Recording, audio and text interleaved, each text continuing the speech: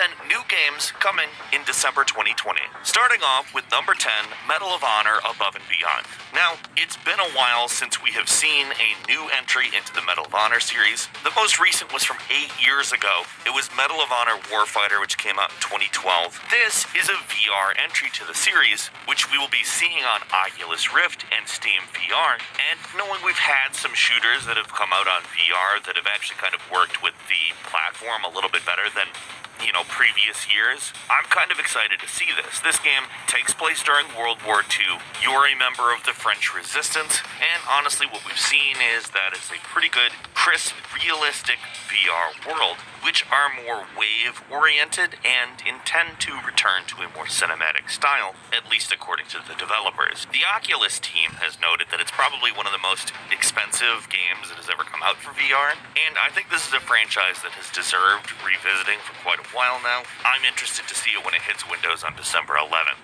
At number 9 is Immortals Fenyx Rising, a game that I've been looking forward to for quite a while. It was announced back in E3 2019 as Gods and Monsters, and is very clearly inspired by Zelda Breath of the Wild. It does, of course, draw a lot of inspiration, it looks, from more customizable RPGs, as you're going to be customizing elements of your character before you jump into the game. It's set in a nice big open world, beautiful looking, like I said, very oriented towards the style of Breath of the Wild. However, it is also set in a sort of Greek mythology oriented world, with the player character being accompanied by a bird named Phosphor, a very clear nod to Assassin's Creed.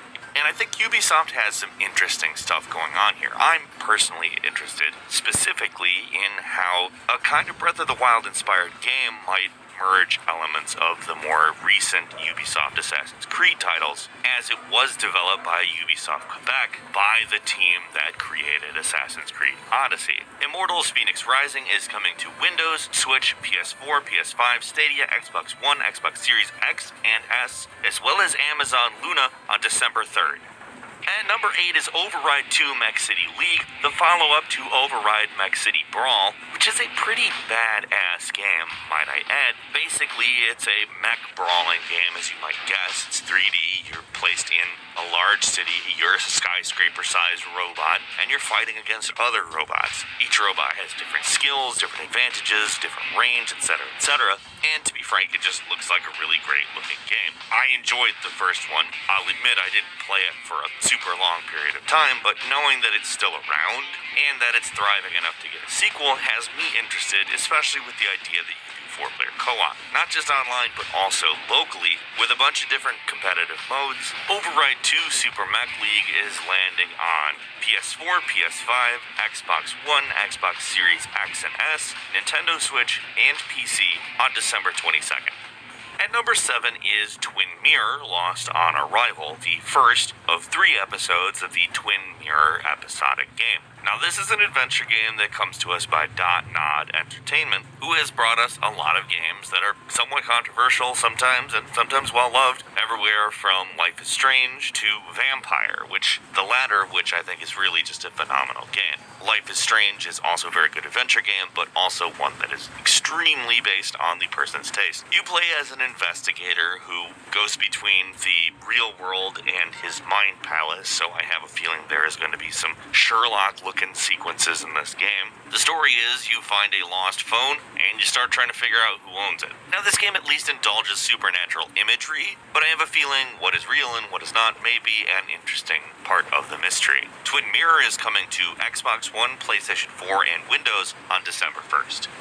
At number 6 is MGXP 2020, which is the official motocross video game. Now, last year's title, if you can recall, didn't have an incredible multiplayer element. However, the single player was very good. Really just a gorgeous game with a great map editor. This year, they're looking to upgrade that experience with a lot of dedicated servers. The Steam page actually says the words "no more excuses" on it, which is not how I would market it, but actually for somebody who is aware of how not great it was last time around, I am excited to see exactly how well it does work out. I'm kind of just expecting an upgraded experience from last year, other than, actually having good multiplayer. We're going to be seeing it on PS4, Xbox One, and PC on December 16th. It has also been delayed to January 14th for PS5.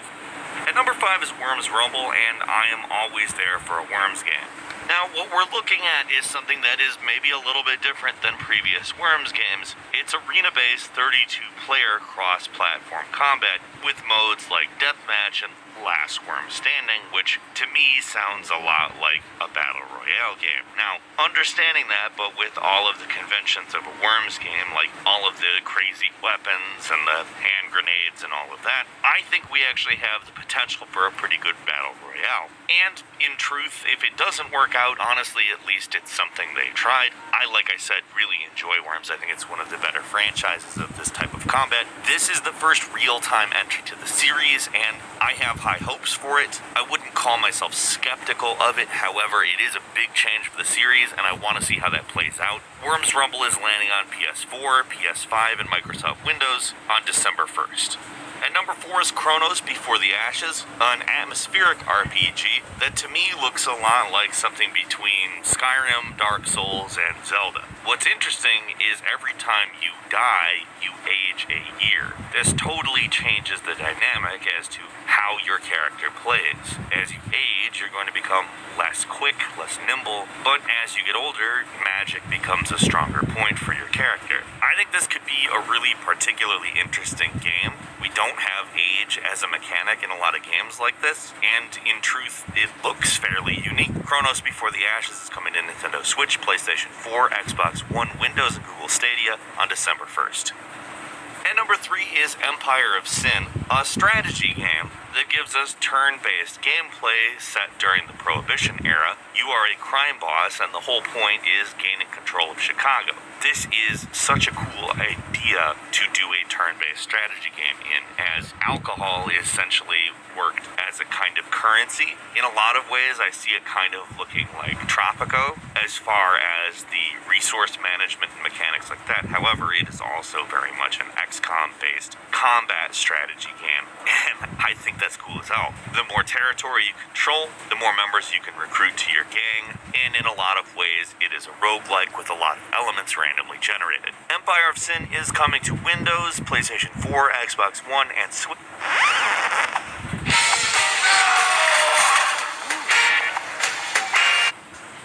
On December 1st. At number 2 is Call of the Sea, an adventure game set in the 1930s, where a woman named Nora is looking around on a South Pacific island to find her lost husband. This is fully an adventure game. It's supposedly very much inspired by Lovecraft, so I kind of like the sound of that, cosmic horror. But the game is also not a horror game. It is a narrative focused on somebody rising to sanity rather than descending into madness. This, to me, sounds very interesting on account normally H.P. Lovecraft-inspired works generally go down that route, so it's nice to see somebody try something different but still retain that influence, because that influence is really cool. Call of the Sea is landing on Windows, Xbox One, and Xbox Series X and S on December 8th. And finally, at number 1, Cyberpunk 2077. Now, I know you hear the kind of laugh in my voice because this has been a repeatedly delayed game, but it's also a huge game that we're incredibly excited to see and expect to be probably the biggest, most insane, most immersive, incredible action RPG in many years that spans a lot of different genres and takes us into a completely different world. In truth, I don't need to say anything about what Cyberpunk 2077 is supposed to be. You know it's the follow-up to Witcher 3 Wild Hunt. You know it's a first-person shooter. You know it's a lot like GTA. You know it is featuring some semi-destructible environments and has friggin' John Wick, Thomas Anderson, Ted Theodore Logan himself, Keanu Reeves in it. I'm just really excited to play the damn thing. Cyberpunk 2077 is coming to Windows, PlayStation 4, PlayStation 5, Stadia, Xbox One, and Xbox Series X and S on December 10th. We hope.